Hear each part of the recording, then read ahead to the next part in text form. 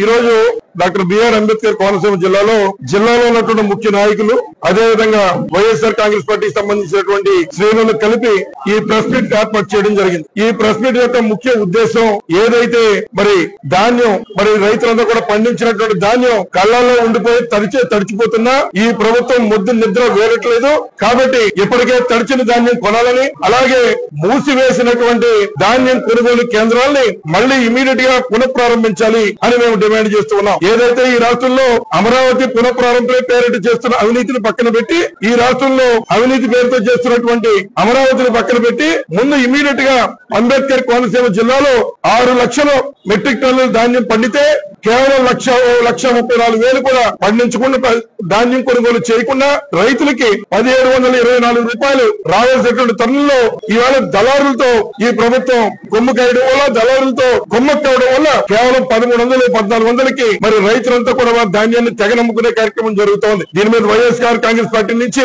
Immediate గా మళ్లీ యొక్క కొనుగోలు కేంద్రాన్ని పునఃప్రారంభించాలి. ప్రభుత్వం ధాన్యం ప్రతి గింజ కొనాలని తడిచిన ప్రతి ధాన్యాన్ని ప్రభుత్వం రంగుమాన్య ధాన్యంతో సహా జగన్మోహన్ రెడ్డి గారి పరిపాలనలో ఏ రకంగా అయితే 1,725 రూపాయలు కొన్నారో అదే రకంగా మరి ఏ రకం 1,740 రూపాయలు అలాగే బి గ్రేడ్ 1,725 రూపాయలకి ఈ ప్రభుత్వం కొనుగోలు చేయాలని మరొకసారి డిమాండ్ చేస్తూ ఉన్నాం. ఒకవేళ ఈ కార్యక్రమాన్ని వారు చేయని పక్షంలో తప్పనిసరిగా మా నాయకులతో మాట్లాడి జగన్మోహన్ రెడ్డి గారు అదేవిధంగా బొత్స సత్యనారాయణ గారు ఇంకా ఉన్నటువంటి మా పిఎస్సీ మెంబర్లతో మాట్లాడి వీలైన త్వరలోనే ఈ అంబేద్కర్ కోనసీమ జిల్లాలో ఒక ఉద్యమాన్ని తీసుకొస్తాం. అవసరమైతే రైతు పోరు కార్యక్రమం పేరుతో ఒక ఉద్యమాన్ని ఈ జిల్లాలో మరి చేయడం జరుగుతుందని చెప్పి కూడా ఈ సందర్భంగా తెలియజేస్తూ ఉన్నాం. ఇప్పటికైనా నారా చంద్రబాబు నాయుడు గారు అమరావతి పేరుతో చేస్తున్న అవినీతిని పక్కన పెట్టి మరి ధాన్యాన్ని ఇమీడియట్ గా కొనాలని అడుగుతూ ఉన్నాం. ఇప్పటికే ప్రతికూల వాతావరణంలో ఒకవైపున కళ్లలో ధాన్యం ఉండి తడిచిపోతూ ఉంటే మరి వారి బాగోగులు చూడాల్సిన ప్రజాప్రతినిధులు కేవలం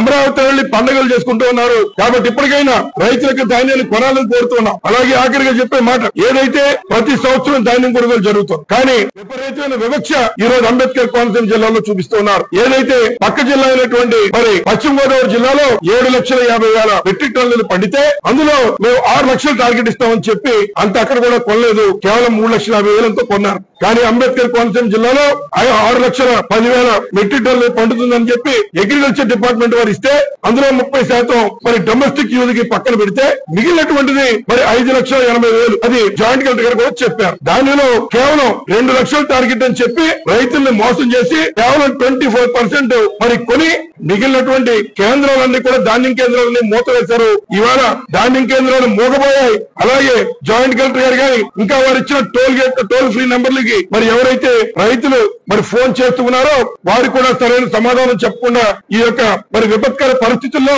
రైతుల్ని గాలి కుదిలేసే విధంగా ఈ ప్రభుత్వం చర్యలు ఉన్నాయని చెప్పి ఈ సందర్భంగా తెలియజేస్తూ ఎప్పటికైనా ఇమీడియట్ టార్గెట్లు పెంచాలి. అలాగే తడిచిన ప్రతి ధాన్యాన్ని కొనాలి. అలాగే 1,725 రూపాయలు ధాన్యం మద్దతు ధర ప్రతి రైతుకి అందే విధంగా చేయాలని చెప్పి ఒకసారి వైఎస్ఆర్ కాంగ్రెస్ పార్టీ నుంచి చేస్తూ ఒక ఉద్యమం చేస్తామని తెలియజేస్తూ సెలవుకుంటున్నాం. ధన్యవాదాలు.